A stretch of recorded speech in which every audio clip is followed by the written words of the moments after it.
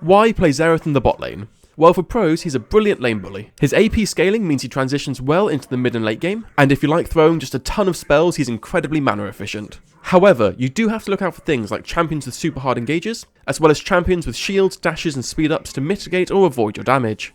For his abilities, starting with his passive Mana Surge, every 12 seconds your auto attacks restore mana, and you get double the mana for auto attacking an enemy champion. Your Q, Arcano Pulse, is your bread and butter. You charge up the beam attack, which increases its range, before damaging everyone hit. The cooldown on this is very short at max rank, so use it often. Your W is Eye of Destruction. It deals damage and slows everyone hit. Also, if it hits anyone with the epicenter, it deals additional damage and applies a larger slow.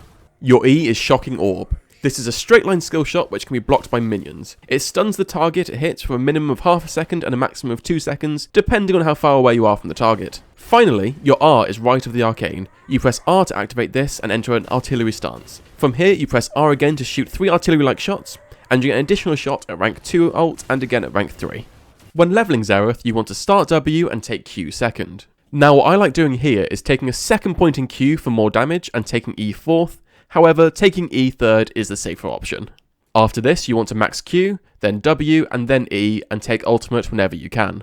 With your Masteries, you have 2 very good options. The first one is First Strike, followed by Magical Footwear, Biscuits, and Cosmic Insight. And then for your secondary tree, you go Mana Flow and Scorch, before taking Flex Damage, and Armor. Your second option is to go for the Arcane Comet build, where you take Mana Flow, Transcendence, and Scorch. For your secondary tree, you go Precision, taking Presence of Mind for mana regen, and Coup de Grace for the Execute, before once again going 2 Flex and Armor. For build order, always start Spell Thief with 2 pots. Lost Chapter is a great early power spike, and Sorc Shoes early help with your skill shots and also keep you safe. Ludens is a huge power spike for Xerath. I would usually always buy this over Liandry's. For your final 3 items, Horizon Focus, Hat, and Void Staff will always be a great core.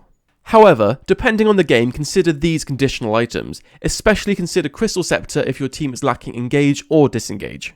When it comes to combos, one of the best you can hit is a max range E, which guarantees your epicenter W as well as a Q. However, as the E is blocked by minions, during the laning phase you can poke by throwing the W which slows, and this in turn makes it easier to land the Q.